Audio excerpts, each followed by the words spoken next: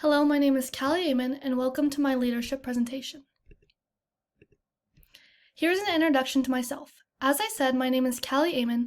I'm 20 years old. I was born in California, spent some years in Massachusetts, and then moved to Arizona.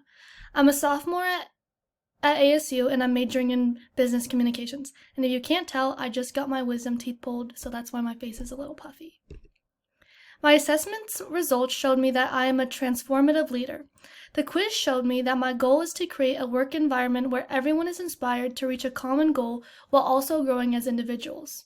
I also use the strength of my character to help express my visions and expectations. Their results mention some main points of transformational leaders. A first point being that transformational leaders are generally energetic and passionate. I agree with this because I'm very extroverted and I love working with people.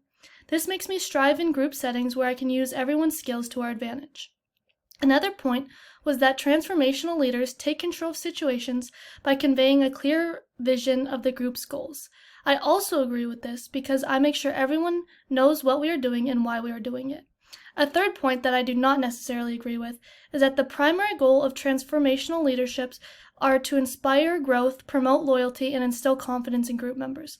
For me, although this is important, at the end of the day, my goal is to get the project done in the best way I know how.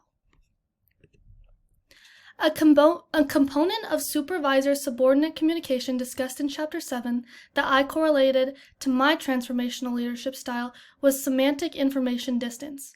On page 184 of our textbook, semantic information distance is described as the gap that can exist between how supervisors and subordinates attribute meaning to words, ideas, and events. When supervisors and subordinates share a similar understanding or perception of their duties, abilities, and company culture, there is very little semantic information distance, and subordinates tend to have higher morale. This connects to me because I try to make this gap very small by being open and honest with my teammates and make sure we are all on the same page and all roles and goals are understood and accepted. Some potential barriers of this leadership style is 1. When group members need more direct guidance, it can be more effective to use a more transactional approach. 2. It can contribute to burnout when group members feel constantly pressured to give up a lot to support the goals of the group. 3.